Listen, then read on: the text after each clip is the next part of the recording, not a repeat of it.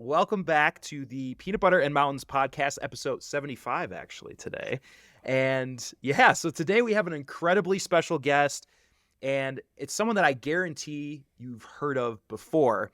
This is the guy that, like I was talking about before, you originally inspired me to take on longer through hikes, starting with a section hike of the PCT. And that was after I watched every single episode of your 2019 PCT adventure. I loved it. It was so good. So yeah, so he's a Triple Crown finisher, filmmaker, creator that loves to share his knowledge with the world.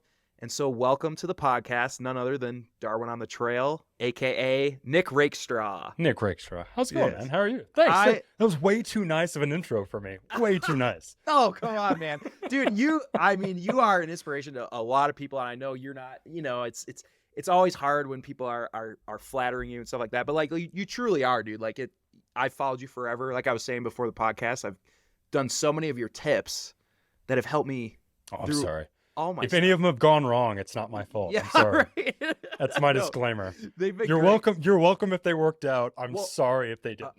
By the way, this is a little bit off topic too. This wasn't the first question I was going to ask, but Topo shoes. Your recent stuff, video. Right? Oh my gosh. Good, dude. right? Yeah. What do you think about them? I like them quite a bit. Not a plug for Topo. Although if they want to sponsor me, reach out. Yeah. But no, it's from being like a diehard ultra fanboy, like a geek. Same, that has man. literally hiked, close to 14,000 miles in ultras. Yeah, it's finding a different shoe. It's funny. I think you get like stuck in one thing for so long. You're like, well, this is the thing that works for me. But after years, they just started ultras. As much as I loved them, it's like, oh, dude, it was awful. I used to be able to get like 750 to 800 miles out of a pair of Lone Peak. Was it the threes? The three. It was before they ruined it. Everybody loves the 3.5s. I think 3.5s were trash. Yeah. The original threes, man, that shoe, you could push them for so long. And then the new ones, if I get 200 miles out of them, I'm 100%. Happy. Yeah. Man. So I think it was between that and then, I don't know. Yeah, I over this last year, I've been wanting to try so many new things because I think whenever you get stuck in, whenever you're a thru hiker and a serial thru hiker, you find what works for you and you don't ever change. Because you know it's going to work. You can depend on it, right? It's like why I've used the same tent for years, not because for any other reason, except for I'm going to grab it every time because I know that it's going to last. It's going to work. Same trekking pole, same, all that stuff. So over the last year, though, not doing these bigger hikes and taking a big break from that, it's like, oh, well, now I can experiment again because I don't, I can afford to take a chance and test something new and take it out on a smaller, 3-day hike where I'm not going to switch shoes before I go out and put months in on a trail, right? Dude, so yeah, those Topos, man, it's just they rocked my world. And it's so funny because for years, I'm sure you could go back and find old videos, where I'm talking about an ultra, and people have left a comment you should try Topos. You should try Topos. And then one day I'm like, I should try Topos. It was my idea. Yeah, totally other people's ideas. Yeah. No kidding. For years, but no, man, they're great. So I'm sure that has first topic I kind of want to talk about was 2023 has been just jumped into an ad right out. Yeah, right. No kidding. You're welcome, Topo. But yeah, I know, man. Well, so many thru hikers told me the same thing. Because I had my Temps blew out 200 miles again, third pair, and I'm thinking I'm paying $1 a mile. Yeah. How crazy is that to think about? Yeah, you're sitting there that's a lot, man. tallying it up oh, there's another $1 gone. Yeah, you're not it's kidding. Right, and so yeah. And so has this been, you kind of talked about trying new gear. Yeah. Has that kind of reignited? I mean, because 2023 has been a year of transition for you, just of coming into. I'm gonna write a memoir one day about my life just for the last 2 years and blow people away. Yeah, 2023 has definitely been a hell of a transition. Yeah. So tell me a little bit about 2023. It looks like, just from the videos and things that I've listened to, you've gotten into mountaineering, rock climbing, talking about summiting 20,000 footers now, and all of this stuff. Where did this come from?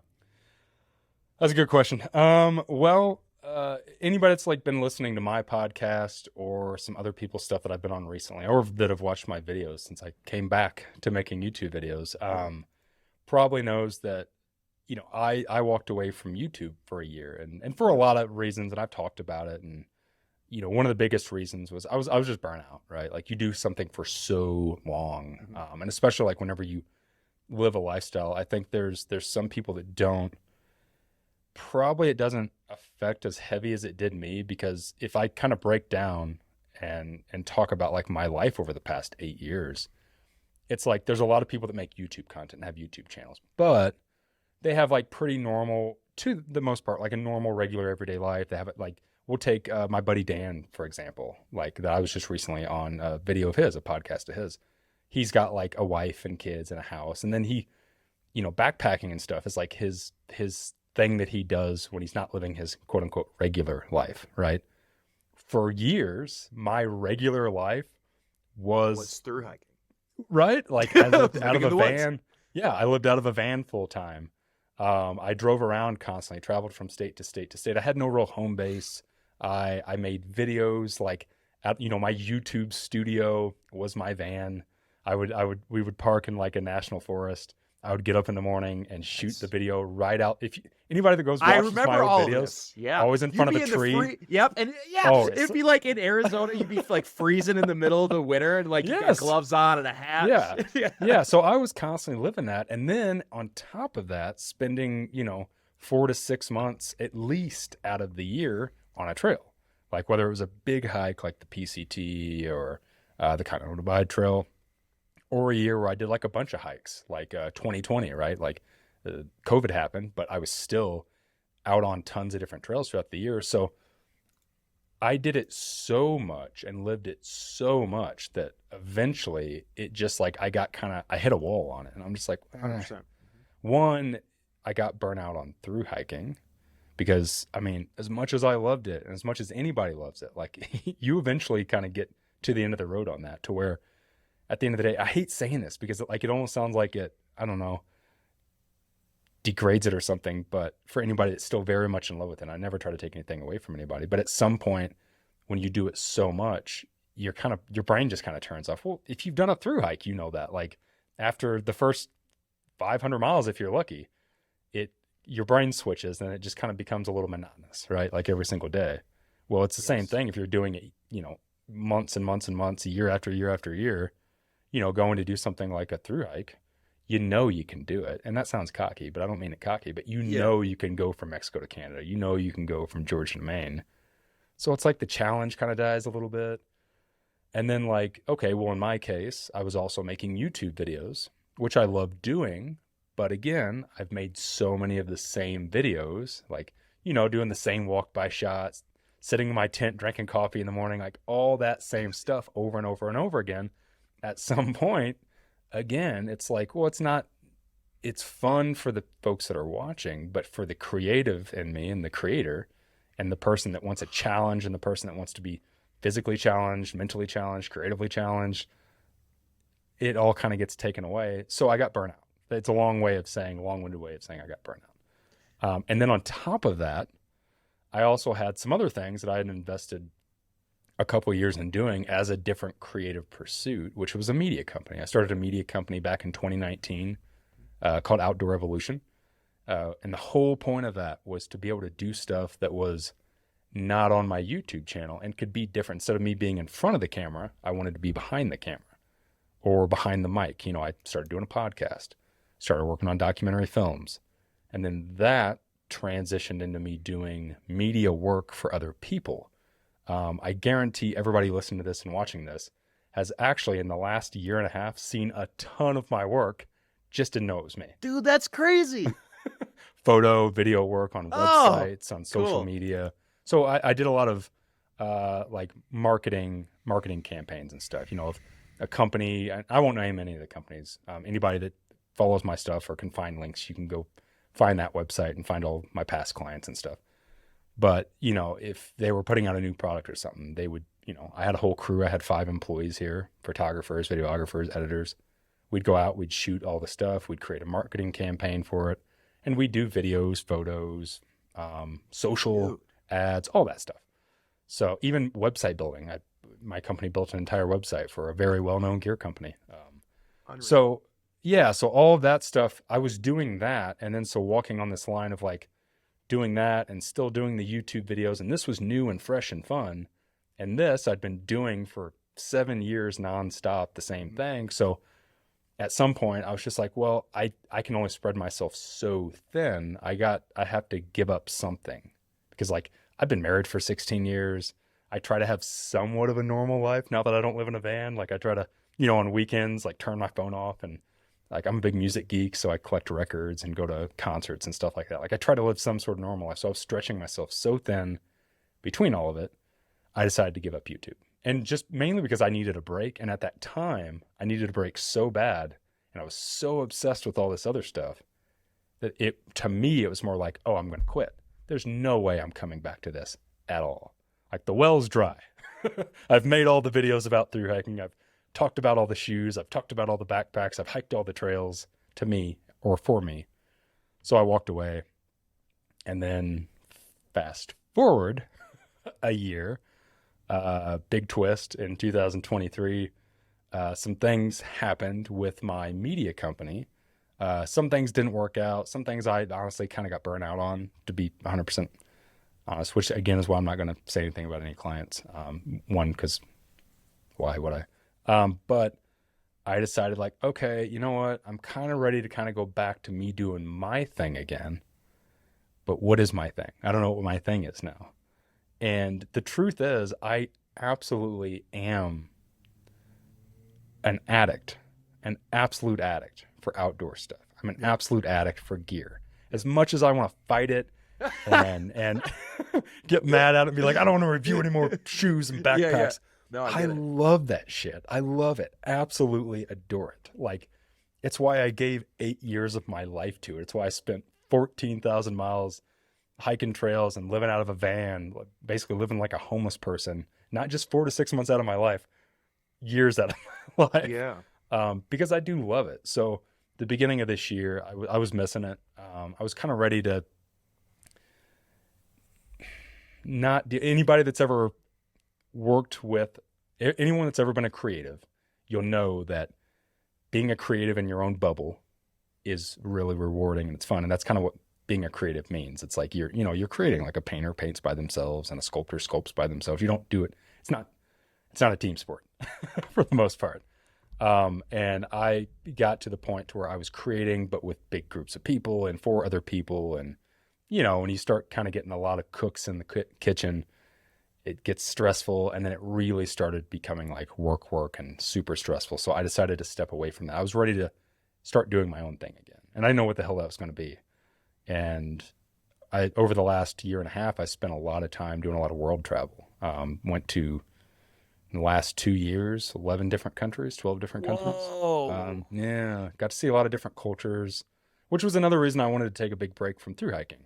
I was done with it. So I was like, well, I've spent 8 years, like not only just hiking all these trails, but also like living out of a van full time and living out of national parks and national forests. Like I assure you, I've seen this country back and forth, up and down, as much as you possibly can. So I was like, well, it's a big world and I'm ready to go see some other stuff. So I decided to also take that time while I wasn't making YouTube videos and visit some other countries, see some other stuff, and get interested in some other things like mountaineering, climbing, which all of that being said has inevitably led me back to what if you would have asked me 8 months ago, would I be making YouTube content again and talking about backpacking stuff again? I would have been like, hell no.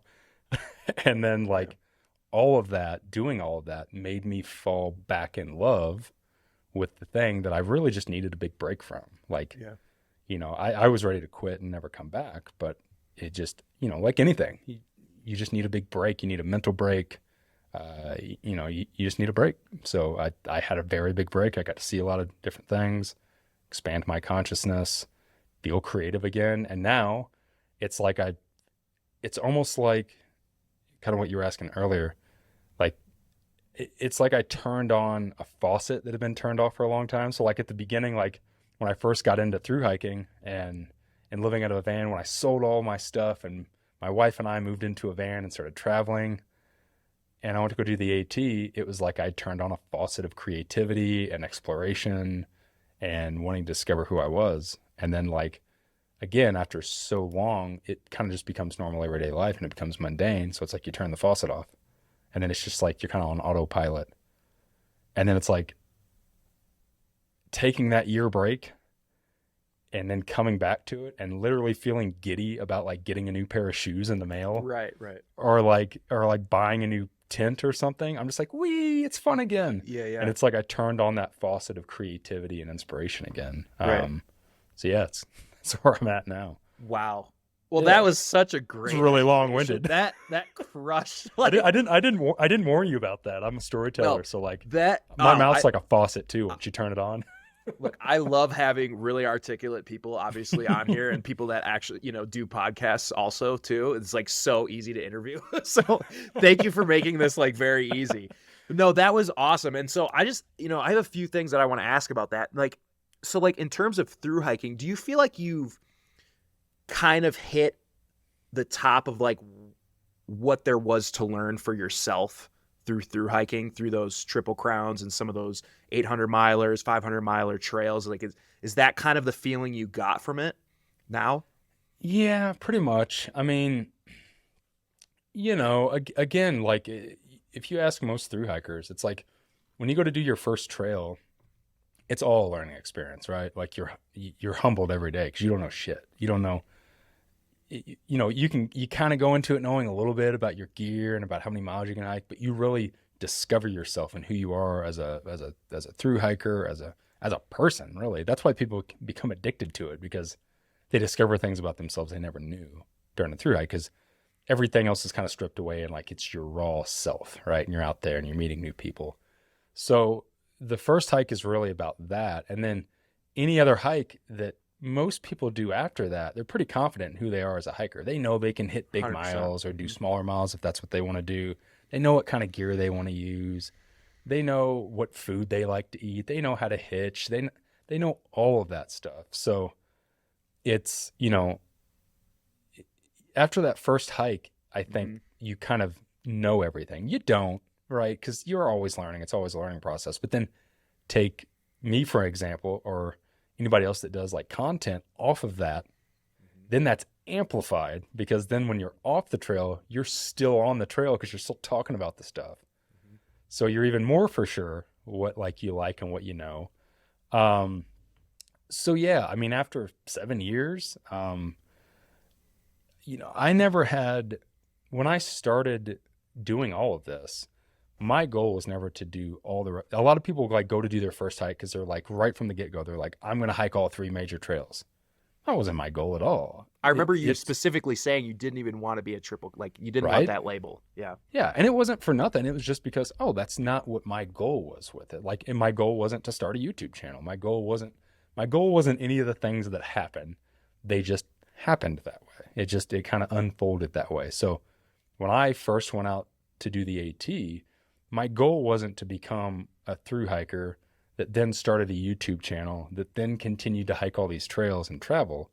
My goal was, me and my wife wanted to leave 95% of the things that we owned in our old life behind, and we wanted to live a new life. Whatever that meant, that's what that meant. Now, we happened to pick, hey, before we go travel around the country and live out of a minivan, which we did for many years, like, let's go hike the Appalachian Trail. That seems fun. So that was the goal. And then, because I have an addictive personality, I did the AT and it hooked me like a fish. My wife, not that way at all. My wife is a one and done. My wife's like, I'm like, you want to go do the PCT? My wife's like, hell no. Why would I want to go do the PCT? So none of the stuff that happened was ever the plan from the get-go. There's a lot of people that start a YouTube channel before they even like step foot on their first trail. Oh yeah. That was never my plan. Like when I went to go do the AT, I didn't even have a Facebook page. I actually did the opposite. And because I owned a recording studio and a little small record label for years, leading up to going to do all this, leading up to 2015. And I was trying to do the opposite. I tried to wipe myself off of social media. So like, I had like a personal Facebook page and like a Facebook page and a MySpace, boys and girls. Hey, I had it too, maybe. Yeah, boy. Yeah, I got it. for my record label and my recording studio. I had a website for both. There were little articles that were written about me, like helping bands and throwing shows and stuff like that in the city that I'm from. I literally scoured the internet and erased all of it, all that I could. I erased profiles. I raced triathlon for 8 years, so I had like athlete Really? profiles. Yeah, semi-professionally. What? For 8 years, yeah. Yep, 8 years. Wow. As a side note, every triathlete that I've met, you guys just have the most outstanding, obviously, endurance. I mean, just this giant reserve base of cardio aerobic zone 1, zone 2 capacity. I'm like, it's unbelievable. So anyway, that's a side note. Yeah, and like speaking of addictive personality, like I'm sure. Yeah, you have to have an addictive personality to be a triathlete. Any triathletes that are listening, I love y'all and I miss being a part of that community. But like, you want to talk about like really particular, like almost kind of like to a snobby anal retentive I've heard point. Yep. My God. Which is why like through hiking and long distance hiking and all that made so much sense to me, because I'm like, oh God, yeah. It's just now I'm going to put a backpack on my back. Right. So, all that being said, I totally erased myself off the internet. Like I didn't have anything. So when I went to go do the AT, the only reason that all of it started, and I can't tell you how many times I've told this story. The whole reason it's Darwin on the trail, it was a tongue-in-cheek joke because I was on the trail somewhere in Pennsylvania on the AT, and a friend of mine was going to be getting off the trail. He had decided to call his hike, right? Yeah. He wasn't going to be on the trail anymore. He's like, hey man, how do I keep in touch with you? And I was like, oh, I'll give you my phone number. Like, you can text me whenever. He's like, well, what's your Facebook handle? And I was like, oh, I don't have a Facebook. And he's like, you don't have a Facebook? And I was like, no. And I told him the story, like, no, I got rid of all that crap before I came out here. And he goes, you should start a Facebook page so you can keep in contact with the people you meet on the trail. And I was like, I don't know though. I don't really want to. I worked really hard to like get myself off of social media, so I don't really want to put myself on social media. He's like, just put it under your trail name. So I was like, okay. So the first name I put Darwin because that was my trail name. And then the last name, it wanted a last name. I didn't want to put my real last name. So I put on the trail. That's why it's all one word. Like if you go to my YouTube channel, it's Darwin on the trail is like a last name. It's not on the trail. It's on the trail. That's so cool, man. It was just to be, because I was currently on the trail. That was the whole joke, which is funny because all the time I'll see like other YouTube channels and stuff called like Dave on the trail. On the trail. Yeah. Which is like, oh man, if people only knew that like that wasn't me trying to be cool, it'd be like, I'm on the trail. It was more of like, I thought it was a smart ass like thing to put into Facebook. And I was just trying to hide. Years later, it made me change it because they like did some new verification thing where you remember they like made you give your ID. Oh yeah. Because obviously my last name wasn't on the trails. It made me put my real last name in there. But when I started the YouTube channel, after getting off the trail, because I was going through post-trail depression and stuff and just wanted to find a way to connect. Had a little GoPro that I had bought because we were going to film our trips in our van. We were going to film national parks and stuff like that. That's why the YouTube channel started. So I was like, oh, well, that's what I am on Facebook. So I'll make it on here as well. And then my cousin talked me into starting an Instagram. I didn't know what the hell Instagram was. This is 2015. I didn't know what Instagram was. Yeah. And he's like, you should start an Instagram. I'm like, what the hell's Instagram? He's like, oh, it's a great way to post pictures and stuff. Put your filters on there. Yeah.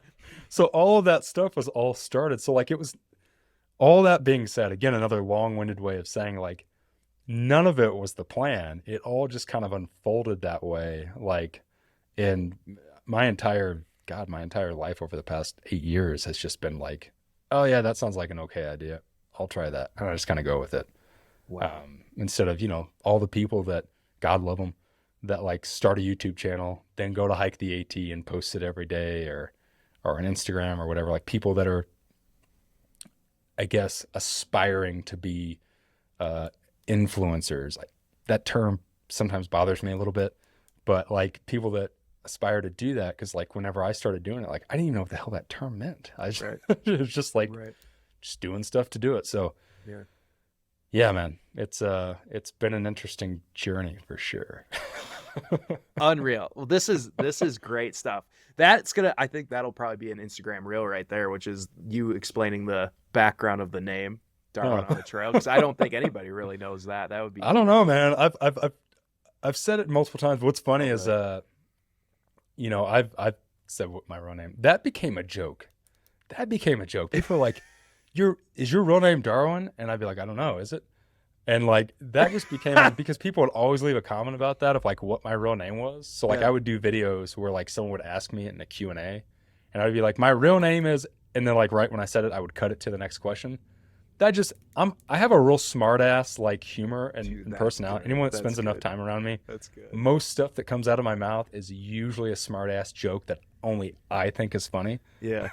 Yeah. So usually when someone's like, he's kind of being an asshole. No, I'm just making a joke that only I find funny. Oh my gosh. So yeah, that's where a lot of that came from. Well, this is great. This is great. Like I said, you articulate this so well. I hope people listening really appreciate that, because it's not every day that people can really get in depth with a story and lead people down a story of how that actually everything worked out. So, dude, so far, awesome stuff. But you were asking me about mountaineering and stuff. Mountaineering. And by the way, so on that vein, mountaineering, and I know one of your recent videos, you were talking about kind of where the channel was going in 24. You said you're going to be planning some trips to Colorado. Are you looking at doing some 14ers there? Yeah. I mean, to a point. Like, oh god, this is one of those things I'm going to say where it sounds like I'm being a jerk, but it's just the 14er thing doesn't really interest me. It never really has. Like, I know a lot of people really love the 14er thing. I would be more than happy to do a 14er, like if it's a mountaineering trip and I'm going to climb it in the snow. So yes, that. No, I met a good guy that's based just outside of Boulder in this little bitty town, Longmont. Dude, that's literally like, okay, first of all, I'm 2 hours away from there, and my buddy that I'm always doing stuff with lives in Longmont. It's a really good area. Yeah, cool. Yeah, it's a cool spot. So I met a guy that lives there that has been doing mountaineering for years, and he used to teach it. Recently reached out to me. I hooked up with him, and I shot up there in November. Oh, really? Dang. Yeah, and did some training with him. The mountaineering thing, and again, it's kind of one of these things. I just kind of fall into stuff. It's not because I ever plan on it. Years and years and years ago, I had this harebrained idea. It's when I was still living in the van, we lived in Albuquerque, New Mexico. Okay. So that's where we moved when I got off the AT. So you're a fan of the high desert, huh? Of like kind of the desert, because you were from the east. Sorry to interrupt your story, but I'm interested in this because I'm from cornfields, brother man. Where at? Cornfields, Indiana. Okay, Southern Indiana. I'm from Wisconsin, so okay. I am also obsessed with the desert. That's why I live in the high desert in Wyoming here. So what do you think that is, man? Because I'm the same way. So I had never been, when I was a kid, I had an aunt that lived in Texas. And I remember twice when I was a kid, we went to go visit them. I was really little, so I don't really remember it. That's as far west as I had ever been in 28 years. I had never been past Texas, ever. I had never seen anything west of that. I grew up in southern Indiana, so the first time I had ever been to a national park was the Smokies, Smoky Mountain National Park, and that was when I was 25, 26. I'd already been married for at that point, 6 years. Wow. Before I had seen mountains, real mountains. Wow. So I grew up straight up in cornfields. And anyone that's ever been to southern Indiana knows exactly what I'm talking about. Flat as a pancake, nothing but corn. It's literally exactly what you think Indiana would be. Mm-hmm. And before we went to go hike the AT in 2015, we decided to take a little road trip, and we shot out, and I'm like, I got to get past Texas. So we were going to go to the Grand Canyon. I had a friend that lived in LA, so we're going to go meet them in Joshua Tree. But I had never, ever, ever been to the proper Southwest. People want to count Texas as the Southwest. Sorry, Texas, it's not the Southwest. Yeah, I agree. Tell that to New Mexico and Arizona. Yeah. So we shot out here for the first time, and I remember getting out of our van just outside of Albuquerque, and like just being flabbergasted. I just never been in an environment like that. So the desert just instantly, like love at first sight, stole my heart. And then whenever we got off the AT, we had nowhere to go. So we decided to drive back out here to kind of just explore more around. And we ran out of money really close to Albuquerque. And we ended up just moving there. And then I lived there on and off for like 2 years and just absolutely fell in love. I don't think I'll ever live in another part of the country aside from like, it would be between New Mexico and Arizona. I don't think I would ever live anywhere else. I'm absolutely addicted to it. Oh, dude, it's so beautiful. And I think it's, to answer your question, I think why is because I don't think humans are inherently supposed to live in the desert. So I think it's like, it's an environment that I don't think we really understand because it's constantly trying to kill us. Yeah, sure. Spiky stuff everywhere, like poisonous. Everything's poisonous. Everything wants to kill you. It's super hot. So yeah, I just think it's mysterious. There's a lot to learn from the desert. That's so funny, man, dude.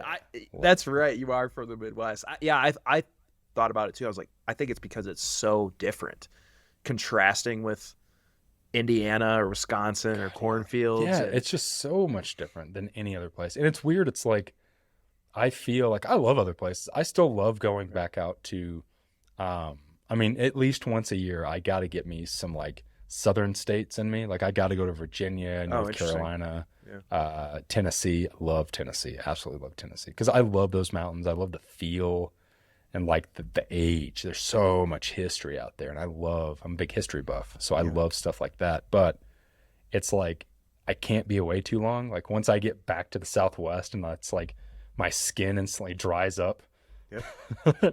I'm just like, thank God I'm back in the desert. Yeah, I agree. It's something about it, man. Special. Well, that's special. Oh, I love that. Well, that's a great side tangent. But you were talking about mountaineering, I think, before I sidetracked you. So right. Sorry. No, I'm a side tangent kind of guy. I do a lot of that. So last year I started doing some trips with a company called Vagabond Trails. And essentially what it is, if anyone's ever heard of like something like Trova Trip, where, so you sign up, it's a group of people, you go do, sometimes it's like urban trips, like you go to a city in a different country. And usually there's like a guide or a host.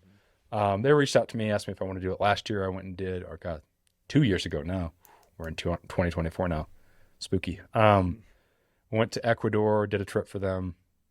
And then last year I did a Tour de Mont Blanc for them over in Europe.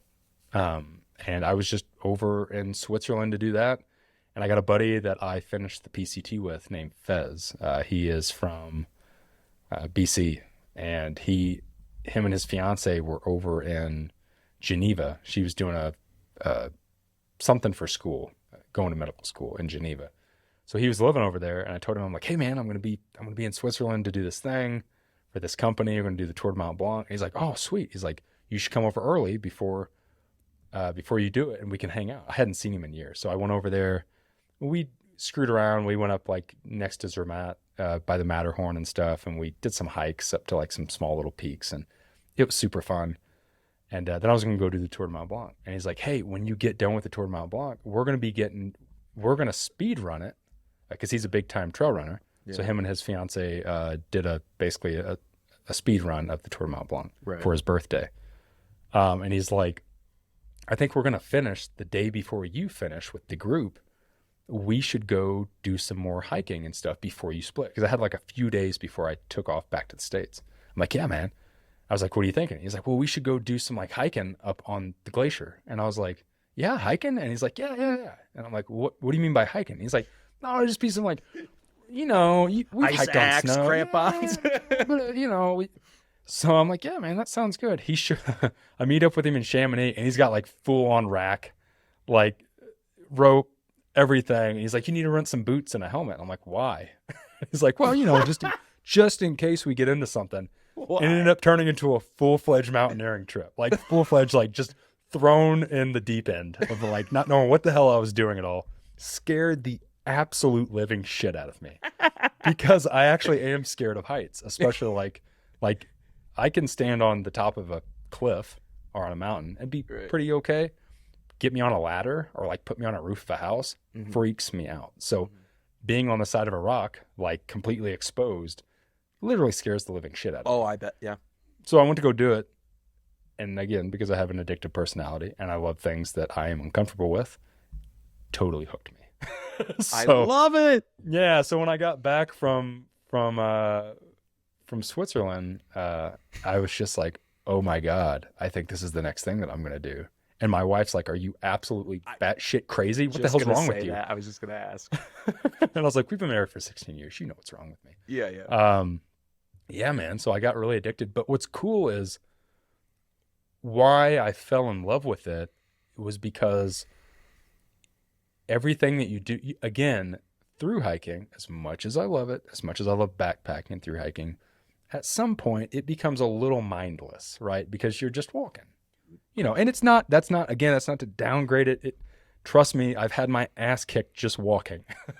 It's definitely challenging to just walk sometimes, but it is just walking, and you can kind of turn your brain off. You can go on autopilot.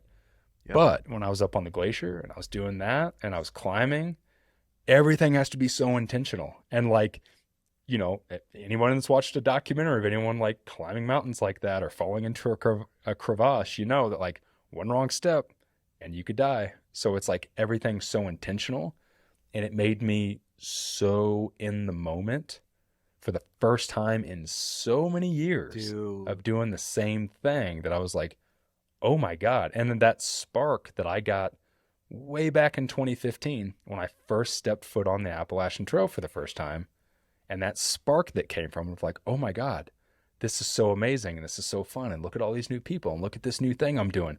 There's so much to learn. That came back out of nowhere. I wasn't expecting it. Last year, it just like, there it was. It just kind of rushed back into my life of like, hey, there's that spark again. It's fun. It's humbling. That's the biggest thing for me. I've given a lot of thought to that over the years of like why I'm in love with like being a masochist, from like racing triathlon to through hiking to world travel, like why I went to so many countries over the past couple of years. I'm not really looking so much for the challenge anymore. I'm not looking to like, earn a badge and wear the t-shirt, which is why I'd never really cared for so long about the whole Triple Crown thing, because I didn't want it to be about that. And I didn't know why for so long. And it really took me over the last couple of years of like a lot of world travel of like why I really love to do the things that I do is because like I'm consistently looking to be humbled. Like I want to be humbled. I want to be proven wrong. I want to be the shit scared out of me. I want to learn something new about myself or about other people. So mountaineering and climbing was like, it was so humbling because I had no clue what I was doing. I felt I had no control. I was super scared. And it was just like, that's what I'm always looking for, is like, I guess that's the masochist in me. Like that's anyone that is into all these crazy things. I think there's a common thread of masochism. And I think that is where a lot of masochism comes from. It's like, oh, I feel pretty comfortable with who I am and my place in the world. So like if I got something that's like going to shake that up and like do something completely different to me, that's what I'm looking for all the time. So yeah, mountaineering and climbing, man, it's just never in a billion years, again, would I ever have thought that I would be into that. Ever. But there it was. So, if it doesn't challenge you, it doesn't change you. I love that quote. Yeah, absolutely. And I think a big thing is like mentally challenged, right? Like that's the big thing for me. And like that's through hiking as well. It's like I've given that advice for years. It's like it's 95% a mental game, a mental challenge. Like if you can hike the first week, like physically, you can go all the way to the end of a 3,000-mile trail, no problem, easy. But it's up here. It's like mentally challenging yourself every day. Like, do I keep doing this? Do I keep putting one foot in front of the other? Do I keep being hungry and living like a homeless person and like, my feet hurting every day and my knees hurting every day? That's not physical. That's all up here. It's all here. So yeah. Well, and the cool thing about mountaineering and rock climbing that you're getting into is you're now learning these new skills, technical skills. Like you have to have the mindset that what I really find cool is like, it almost kind of, it's a progression. Like everything kind of parallels each other. The stuff you learn from through hiking, how to the stuff to eat to power you through the day, the mental resilience. You can now take that into mountaineering and rock climbing, and that's one Right. piece that you need. But then the second piece you need is the actual technical skills. And so I bet that that's something that you're just like kind of eating up right now, because you're like, Oh oh my yeah. gosh, like this is not only are you learning, but now you're accessing other areas that you could never have accessed or even thought about accessing before. Right. Yeah, man. Yeah, it's just adding more tools to your toolbox, right? Mm-hmm. And it's like if you're really like an outdoor enthusiast, Yes. it's like, oh, well, I want to learn it all. And for years, like I've kind of flirted with the idea of doing, like, if you watch some of my videos from a couple years ago, I think I remember specifically in a video being really excited and saying something about like, this year I want to get into pack rafting. I just randomly wanted to get into pack rafting because I was like, oh, that's fun and that's new. And it's still carrying a bag on your back, except for it's really heavy. Yeah. And then you just load all your gear into a boat and then you float a river. So I've always wanted to do a lot of different things. And I have. It's bike packing is a really good example of that. Like I've been huge into bike packing for like well over 8 years. I mean, I was doing that before I got into through hiking. And like back in the day, I actually tried to turn my channel into a bike packing channel. I was working at a bike shop. I was working on like big rigs, like big bike packing rigs every day, like big surly rigs and stuff. That's all I wanted to talk about when I got off the AT. Yeah. Nobody cared. No. It took a handful of years for that to come around. So, Yeah. but you know, it's like I've always been really multifaceted in the things that I do in the outdoors or kind of throughout life. So I've always dabbled in that. And what's weird is like having the YouTube channel, you create a certain niche for yourself. And you kind of, whether it's you that does it, or whether it's partly the audience, partly you, partly the algorithm, whatever it is, it's like it kind of just sticks you in that niche. And then it's like you want to share other things. You want to talk about other things. But it's hard because it's like, well, then you start getting the argument of like, yeah, I want to share it. People are like, well, just share it because you want to share it. And it's like, well, I do, but there's a part of like being creative that it's like, well, if I spend a lot of time and blood, sweat, and tears and money on like making something and then presenting it to the, like, I want everybody to see it. I want everybody to engage with it. But if, 2% of the audience is like, yay, and the rest of the audience is like, it's kind of demoralizing a little bit of like, well, I'm not going to spend time putting that together and sharing it if you're not interested in receiving it. So that's always been really hard for me. So like now, I think again, it just really took taking that year away from it because I was so frustrated with my own creative struggle and like really myself hitting a wall and not wanting to admit that I was the one hitting the wall, that I was getting burnout, blaming it on all these other things. I think that it took me really stepping back from it, realizing what was important, what wasn't important, what I care about, what I don't care about, what I want to be creative with, what I don't. And now coming back to it, it's like, what's crazy is there for like, 7 years. I felt like there's constantly this weight on my shoulders of like having to make a video look like this and sound like this and be like this. And people have this idea of who I was and what I was doing and all that stuff. And all that crap went out the window. So now it's just like, again, it's like starting back 8 years ago from square one, or if like, oh, it's fun. If you watch it, you watch it. If you don't, you don't. Okay, cool. Yeah. And then, I'm going to do what I want. And the fun thing is like the new thing that I'm addicted to, it just happens to like go hand in hand with the thing that people tend to like me talk about, which is backpacking and hiking and all that type of gear. Yeah. Wow. Yeah, this is like so exactly similar to the experience that I've gone through the last, because I've tried to like I was going to do the long trail this year, and then I looked more into it and I'm like, yeah, but I don't really like green tunnels. And I would only do it just to complete the triple tiara or whatever, right? Yeah. And I don't really care, dude. I would rather. Are you a PCT first guy? So I've never done the longest trail I've done is the CT, Colorado Trail. Okay. But I've done the Colorado Trail, JMT. You went to Highline, which was a rugged SOB. So good though. Yeah. Right? Mile for mile, 100 miles, amazing. It was great. Oh my God, I love that trail. Yeah. So then anyway, I wanted to do the long trail, and I'm like, yeah, I don't think I could do it. I don't like rain. I don't like the green tunnel, and I love open vistas and stuff. And so this year I'm like, oh, I'm going to do the Wonderland, and I would love to do the Wind River High Route. Have you ever done any hiking on the long trail or the AT or anything? Mm-mm. Okay, here's my advice to you. And it's something I've said for years, and I'll go to the through hiking grave saying it. I think people that have never done the AT or spent time on trails out there almost want to obsess about the whole green tunnel thing and there not being views. What people don't understand is that I'll say that trail, because I'll include the long trail with the AT, right? Because they're offshoots, is not about that. And when you're out there, you don't think about that. You don't think like, oh man, I wish I was seeing views, and I wish I wasn't in this green tunnel. It's not a thing.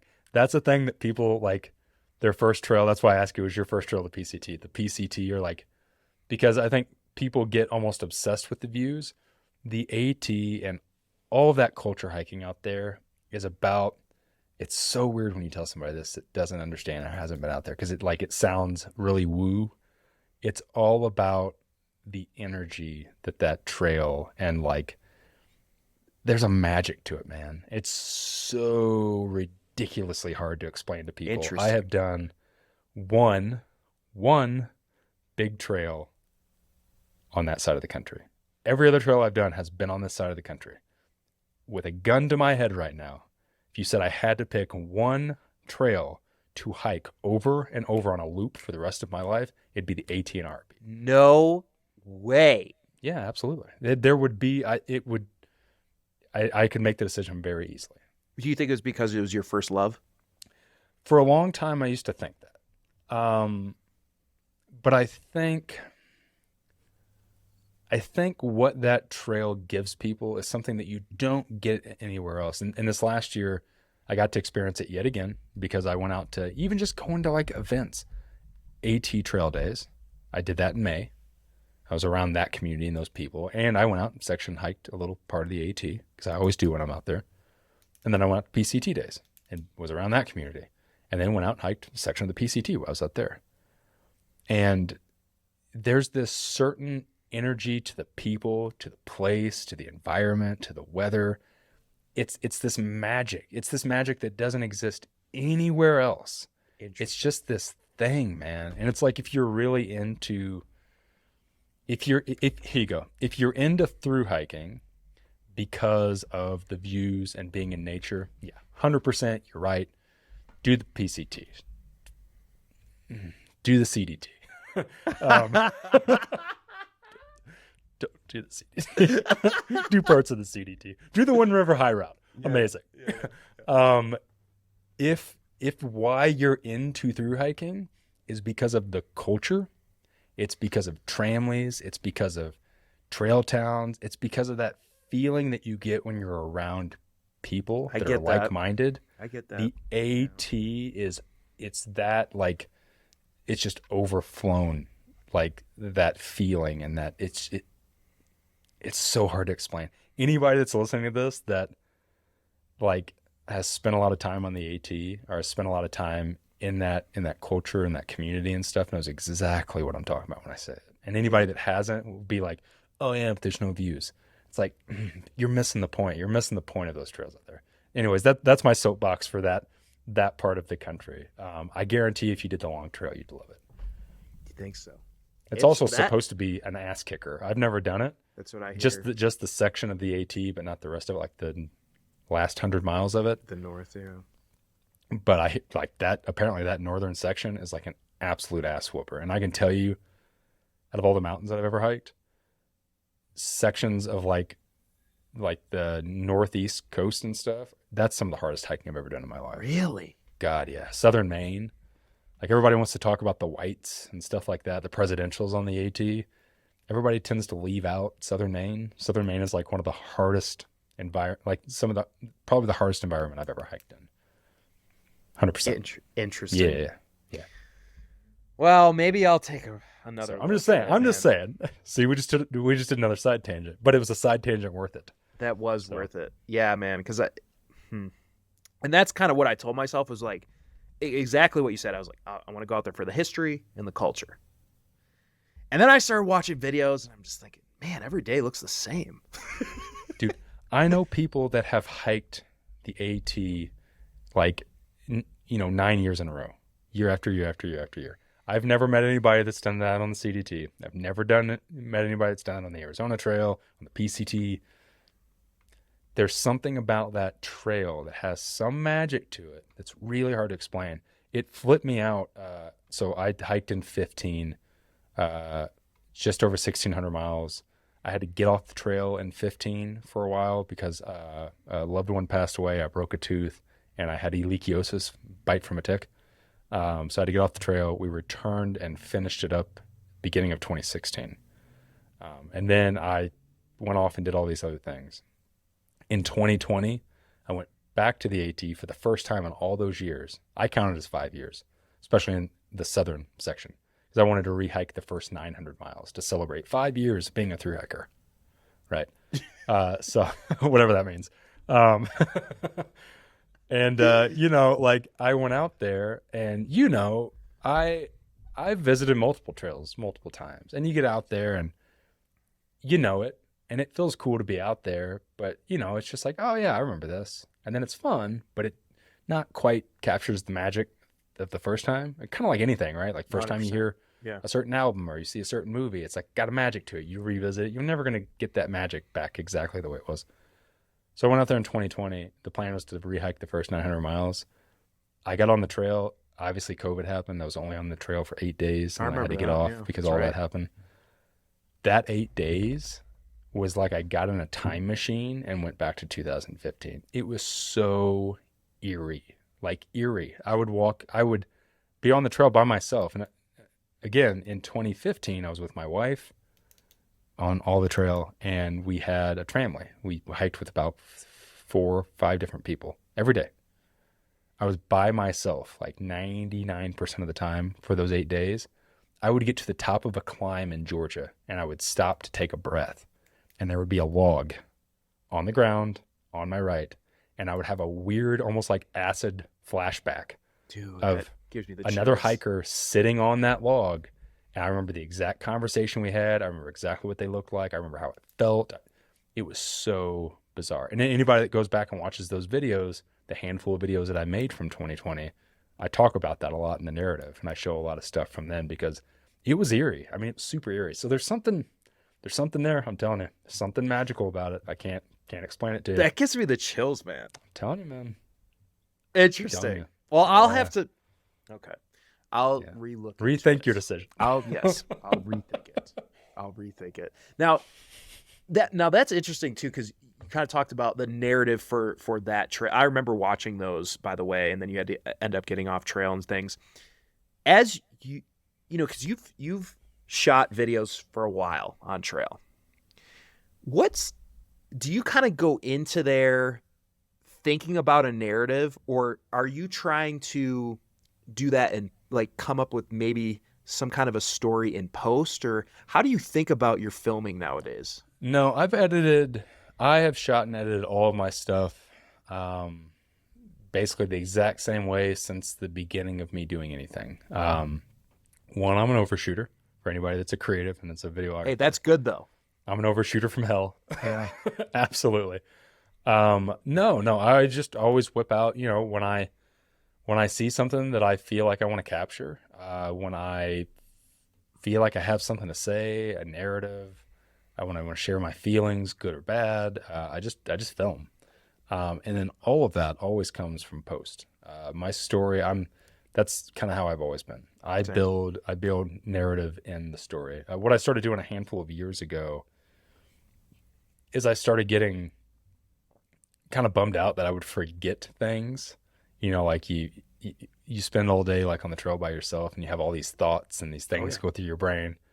And then like your brain just kind of goes back and forth to everything. So you forget those really deep, meaningful things. So a handful of years ago, probably 2020 when I was back out on the AT, I started journaling a lot. I started like writing down my thoughts, not my day, not like today I hiked this many miles and I went from this place to this place. It was more like if I just had like a internal, dialogue with myself, I would kind of type a note on it. Like, here's what I was feeling like today.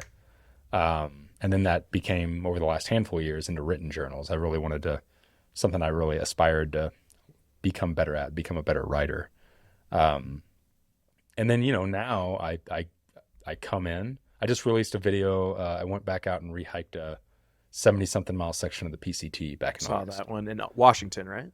Yeah. So that's been sitting on a hard drive because I was like, I shot stuff while I was out there, but there was no intention to make a video at all. I just had my camera. I have hard drives full of footage from tons of trips that have never seen the light of day because I just shoot. Like I enjoy the creative process of like, oh, this is beautiful. I want to capture it, how I'm feeling right now and how this looks to me right now. And then I get into the edit and I just kind of take everything and I throw everything in a timeline and then I start chopping and chopping and chopping. And then I'm like, ooh, this feels this way and this feels this way. And I try to almost like relive my memory through that. So like that PCT video has been sitting on a hard drive since August. Like after that, I went to Nepal and like hiked, up to Gokyo Lakes and Everest Base Camp and stuff, like literally 2 weeks after that. So hiking a section of the PCT was like so far on the back burner. It was nuts. And then the other day I was just like, oh, I'm going to check that footage out. It was like a couple of weeks ago.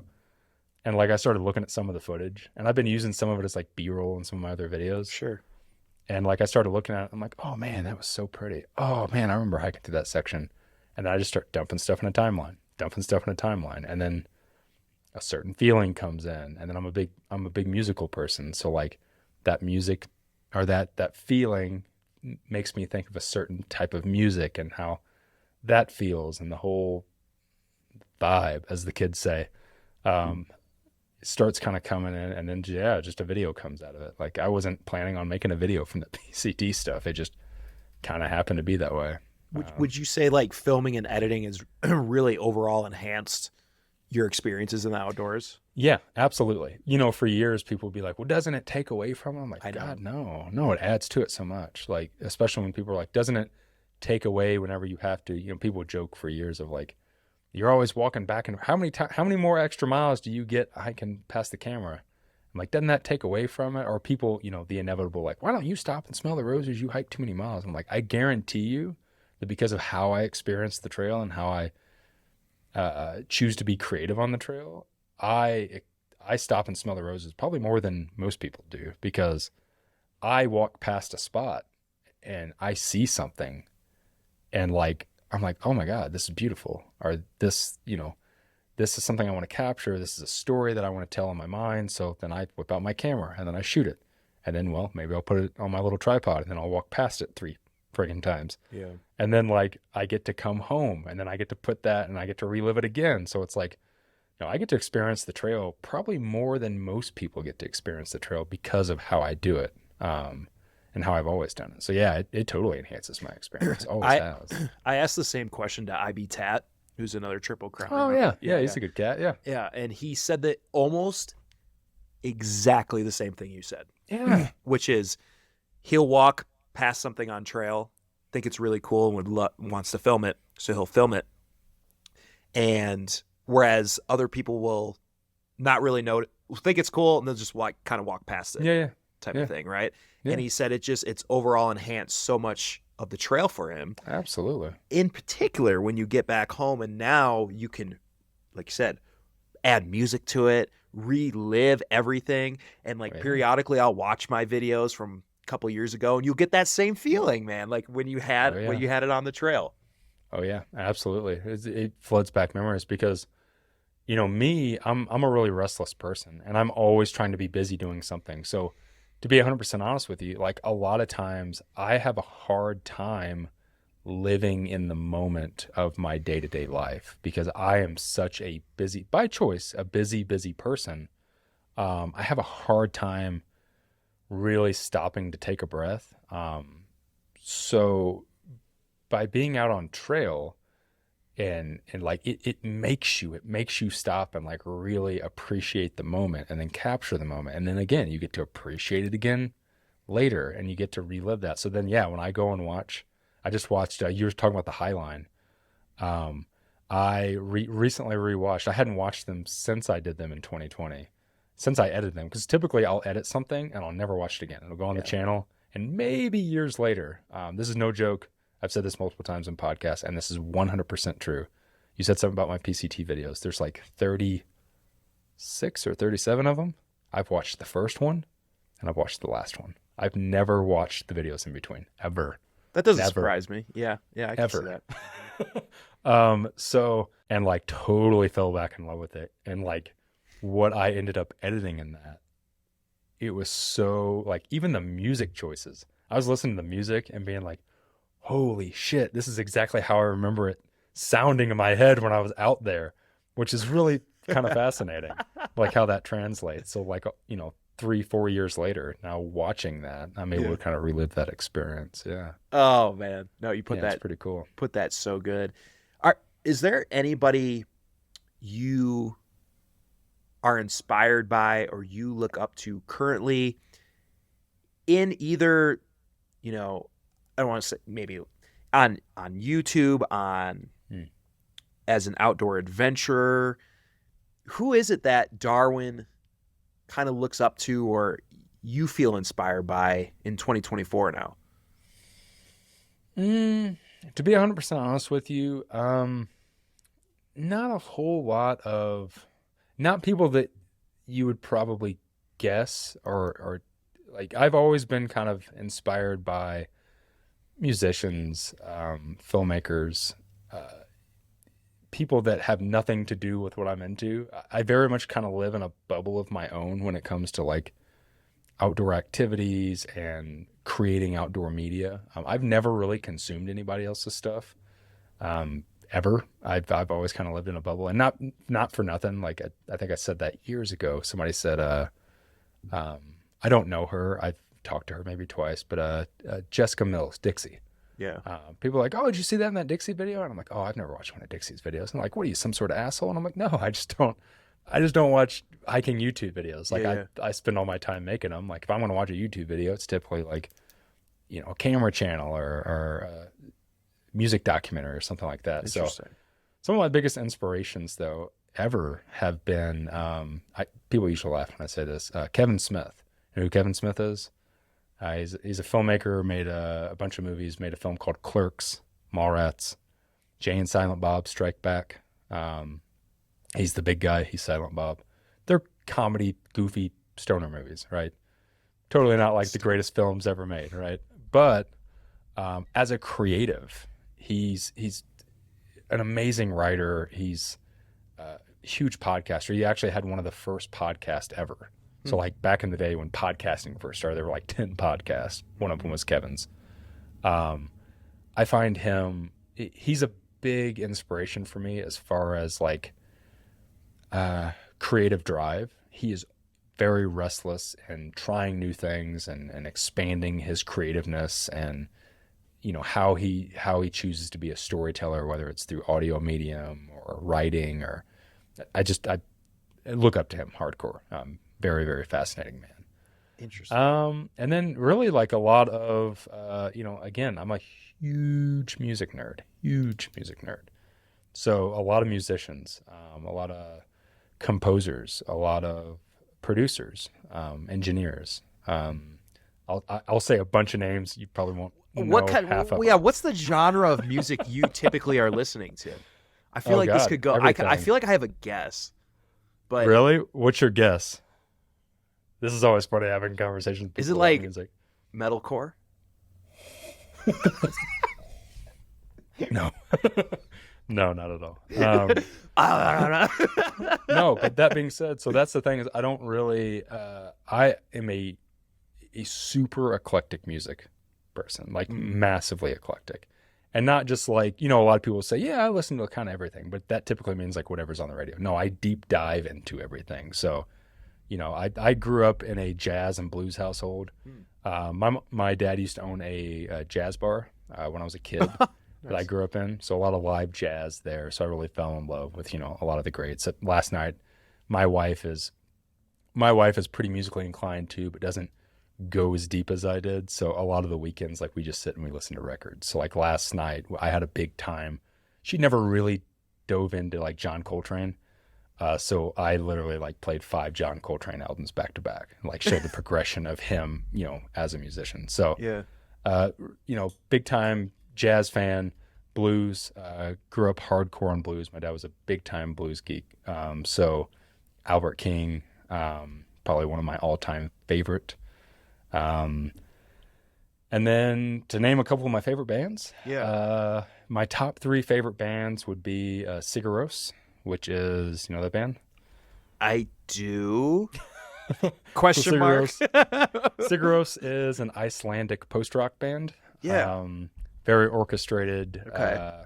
all sung in Icelandic or a made-up language called Hopelandic. The singer sings in very high castrato voice. Okay. Massive orchestra. I just saw anybody that watched my PCT video. I said that I was going to a concert. Yes, it's after Seattle. that. Right? So I went to go see Sigur Rós with a 46-piece orchestra. No kidding. Amazing. Massive nerd for Sigur Rós. So Sigur Rós, Smashing Pumpkins, who have probably been one of my favorite bands since I was a little kid. And then the Black Crowes, a huge Black Crowes fan. Massive Black Crowes fan. Actually, right before we started this, I just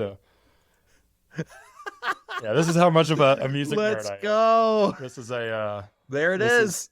This is from their tour in 95, 96. One of my favorite albums of all time called Amorica. So this is a piece of merch from that tour. That's how much of a music nerd I am. I collect merchandise from some of my favorite bands from out their discography. This is great. We're getting such a different view of Darwin than we're used to. I love this. This has been great.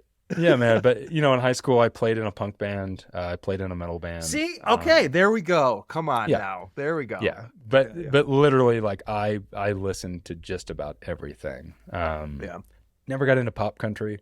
Love the greats. Love classic country. Love it. Like same. Hank Williams, Waylon. Oh my God, massive Waylon Jennings fan. Mm-hmm. But yeah, just all over the place. All over the place. Yeah. That's cool, man. No, I love this. This is so funny. Well, okay. So I would love to close it out with one of the questions from the audience, which was, and I think this is very fitting for what we've just been talking about, which is, this is from Stephanie Lynn 00. She asks, what has been your most memorable moment in your creative career?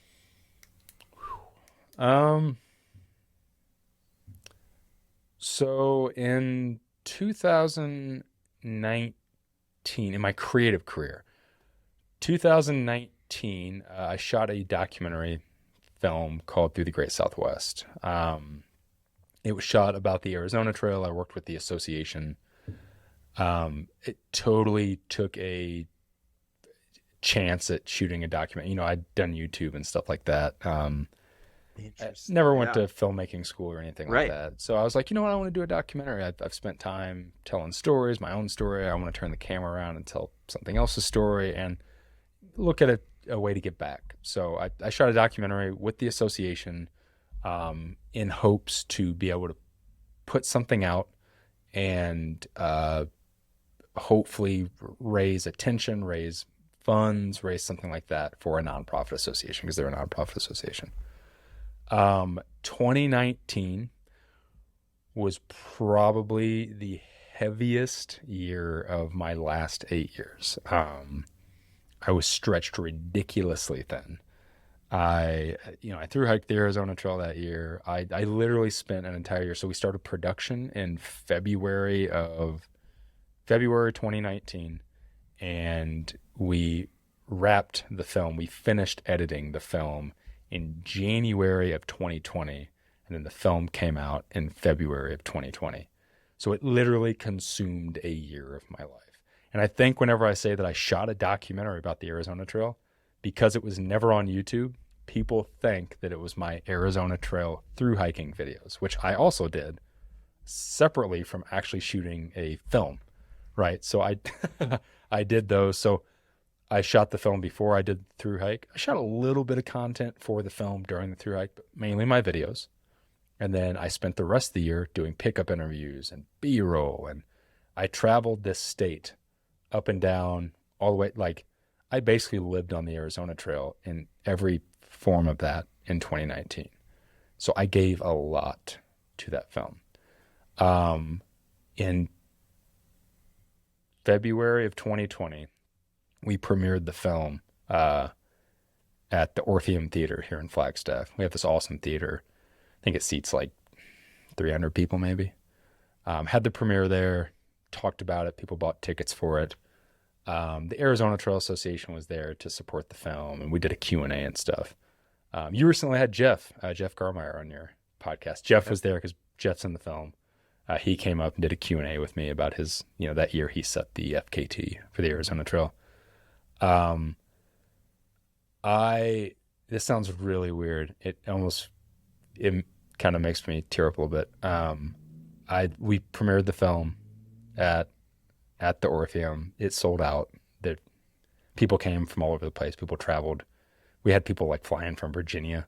It was really bizarre. I never thought in a billion years that would happen.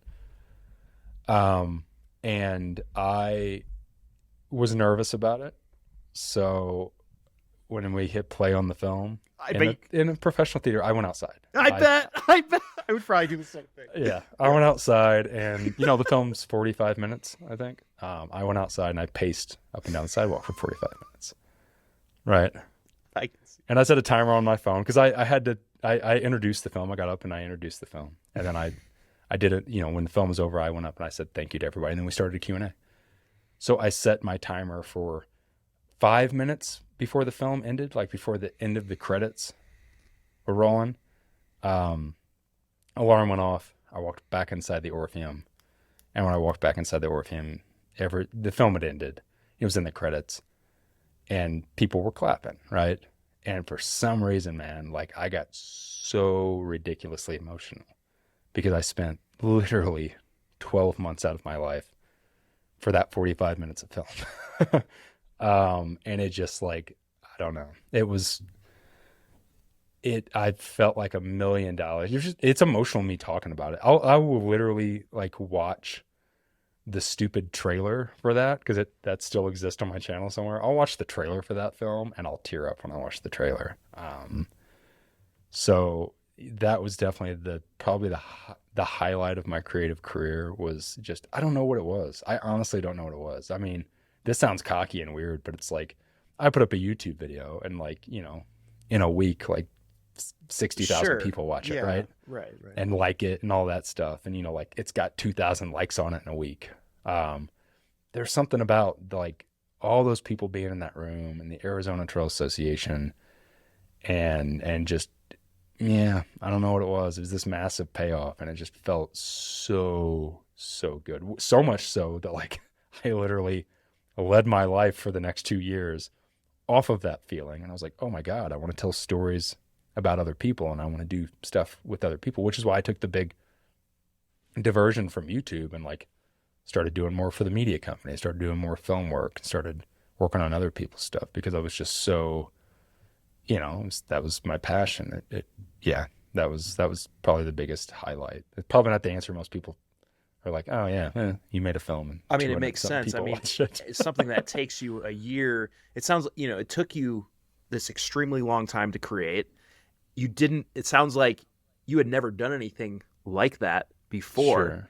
You kind of were just coming from YouTube filming off of a GoPro type of thing, right? And maybe a point and shoot camera. And now you're kind of jumping into this thing and you're not even, could go either way. The other thing, and there's things that I, have left out of that story. And we talked about it. Anyone that's listened to my podcast, I did an episode with her a year and a half ago and we had a whole conversation about it. My wife and I have been married for 16 years. 2019 probably put the biggest strain on our marriage in 16 years. This is really personal, but it's true. Massive strain on our relationship. And I was doing this film and that's the year we also transitioned out of living out of a van full time, moved into a place here in Flagstaff simply to work on that film. It was all to work on the film. We got our first apartment in years to work on that damn film. And so we struggled really heavily in 2019. Yeah. And obviously she was at the premiere February of 2020. And when I came back in, the first person that ran up to me and give me a hug and give me a kiss was her. And nice. she told me that she understood. She understood why I was obsessed about it for 12 months. Ooh, that gives so me it's just like, again. Yeah. So yeah, that was the highlight because of just how much emotion and blood, sweat, and tear. And I'll give a little public service announcement to that for anybody that followed my stuff for years and couldn't understand why I was so upset and why I had such a weird chip on my shoulder. Like all of 2020 of why people didn't want to watch the film and didn't want to I had comments of like, when are you going to put it on YouTube for free? I don't want to support the film. Stuff like that, right? Like it was so demoralizing to me that nobody wanted to watch the film because of how much it meant to me. Like, yeah, I'll never be able to understand in a million years, and no one should care or understand because that's so far past. I've moved past that, but like how much that meant to me. So yeah, and we premiered that. It was definitely the highlight of my creative career, and yeah, that meant a lot to me. Well, To still wear. I got a poster on the wall. On the other side of this wall, there's a framed, because we did like a poster for it and stuff.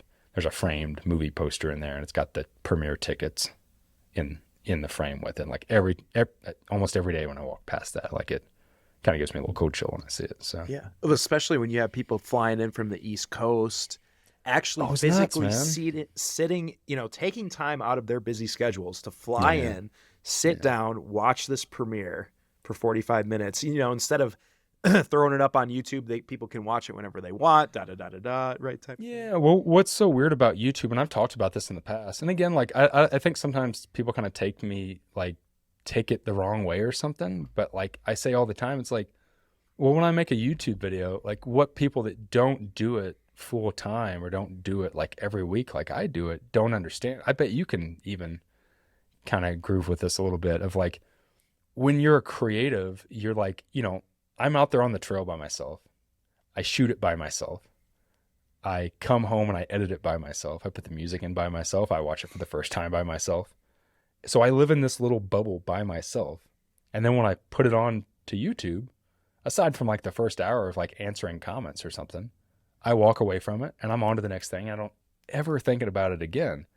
So for years of doing this and having a big audience, it's not that you take it for granted, but I never really thought about the audience or like an impact or like, people that are like, I watched your videos and they helped me get into hiking and it changed my life. And like, oh, because of that backpack that you suggested, I was able to be comfortable on my first hike. You kind of take stuff for granted like that because you just don't, at least I don't think about stuff like that because I live in my little creative bubble of like, I like this thing, so I'm going to shoot a video about it, then I'm going to edit the video, then I'm going to put it out on YouTube. And then what people do with it afterwards, it's theirs. Like now it's theirs. It's not mine anymore. And I'm not a part of the conversation anymore.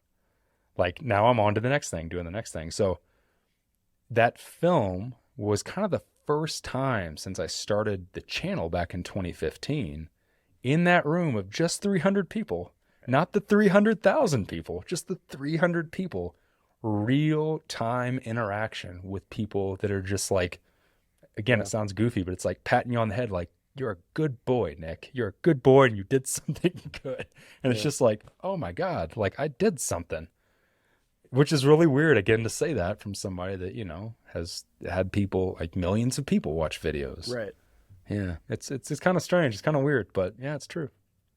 Yeah. Sometimes you don't even, I don't know. Yeah. I've had some videos that have done well. And like you said, you move on to the next one and you kind of just don't even register that they're like, I mean, this sounds weird, but you don't even register that like they're like human beings like watching the film sometimes, you know what I'm saying? No. But when you can tangibly see them in a room, 300 people, that's got to be a completely different feeling. And I've had that same experience. Like I've done some speaking engagements. I spoke at Alda East in 2021. I got off the CDT for like a week because I didn't know I was going to go hike the CDT, and I went to go. I signed up to be a keynote speaker at this event in Virginia well before I decided to do the CDT. So I had to get off the trail and go do that previous commitment. Wow. And I was up in front of people and doing a speaking engagement. And it's the same feeling of like, you look out and like everybody is like looking at you talk and you're like, oh my God, like I'm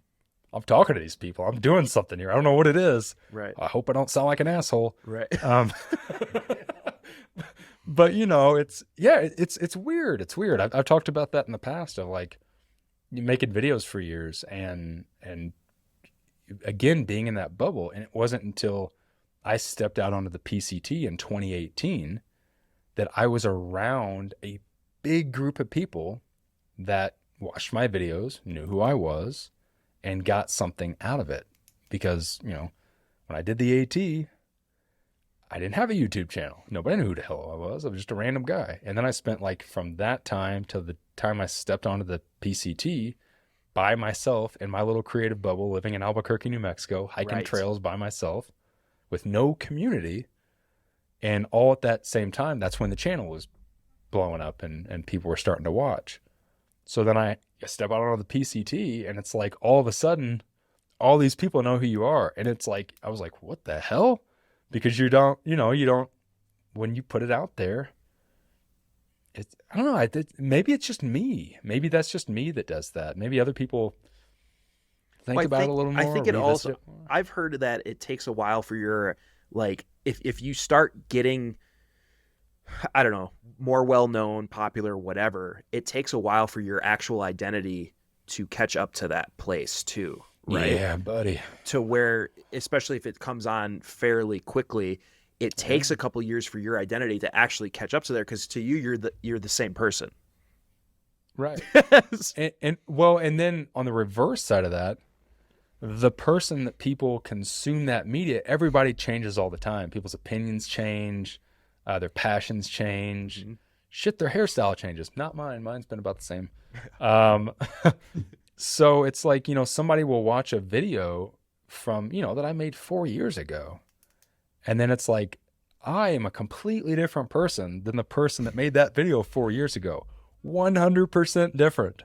I might look and sound a little bit similar, but it's like, that's the weird thing about social media is like, whenever something is yours and you are you, and then you make it and then you put it out onto the world, and then all of a sudden it's not yours anymore. It's theirs. And people take that and they do what they want to with it. So, by the time they catch up with you, you're not that person anymore. You don't believe those things anymore. You have a different view on life, yada, yada, yada, yada. So that also gets really hard and really weird. Right. Which is, that's always been a very strange thing that I don't think a lot of people talk about. No. And it's all the time. Like, somebody will leave a comment like on a new video of mine, and will say something about like, oh, I thought you said this was the greatest thing. And I'm like, I said that 5 years ago. Like, that was 5 years ago. Like, that was 10,000 miles ago, man. Yeah. Like, totally. It's a really weird, I'm very fascinated with parasocial disorder. I find that fascinating. I spend a lot of time listening to podcasts and reading stuff about parasocial disorder and like what all this social media stuff has done to us. But that was a long tangent.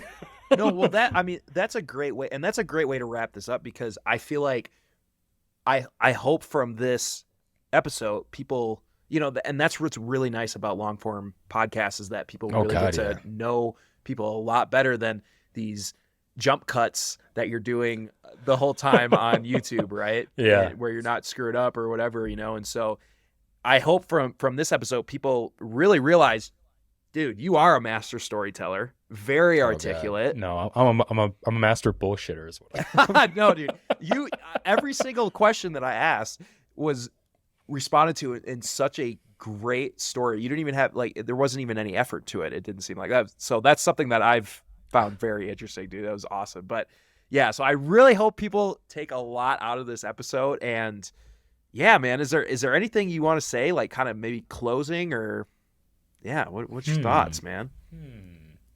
This is my time to plug, or is this just my closing thoughts? Yeah, for sure. What, take people to where they can find you, or where you want to direct them to, and any final thoughts? I can say this to everybody that might be listening that has watched my stuff over the years and has consumed my media. And one thing that I can say is, I cannot thank people enough. Whether it was those 300 people in that room, or the 300,000 plus, or how many ever more past that I don't even know about, that has watched something of mine, or has, liked something, or disliked it, or, trolled on it, whatever. Like it still blows me away today that people are so interested, and so supportive of what I do and what I say and my opinions and the things that I do. And I cannot thank everybody enough for all the crazy wackiness that I've somehow steered my life into over the past 8 years of like, I'm going to go live in a van and not be on social media. Yeah. And then here we are. Yeah. It's, to everyone that's ever watched my stuff, I cannot, a lot of gratitude. It allows me to do what I do and not like from a monetary standpoint, but like from a creative standpoint. Yeah. And it's something that drives me every day. And I can't thank people enough for caring. And then for all the folks that were, so bummed when I walked away a year ago. And now that I'm back, I cannot thank everyone that's jumped back on board and everyone that supported me coming back and doing stuff again. And I got a lot of stuff to vomit all over you guys. Sweet. In 2024. Sweet. Like Let's a go. lot. Yeah. So, I was definitely, there was a bit of a hole for a year that I was missing doing a lot of this, because I do love inspiring other people. I do love storytelling. I do love sharing what I've learned over so many miles, mistakes. God, so many mistakes. The good and the bad, and sharing that with other people to hopefully help them along on their outdoor journey, their creative journey, into kind of, expanding their consciousness and expanding their world and learning more about themselves and the world around them.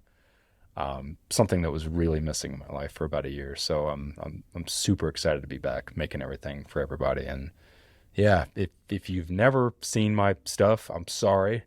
You're going to be really disappointed when you subscribe to my channel. You're like, really? All that for this? But you can go check that out. I'm on YouTube. And I also have a podcast, about to do a whole lot more episodes of that this season.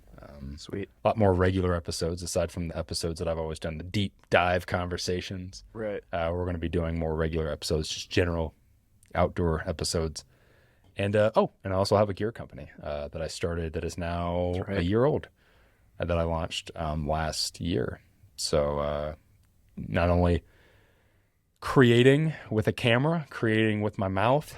It sounded dirtier than I meant it. I'm also creating with my hands. Also sound dirtier than I meant it.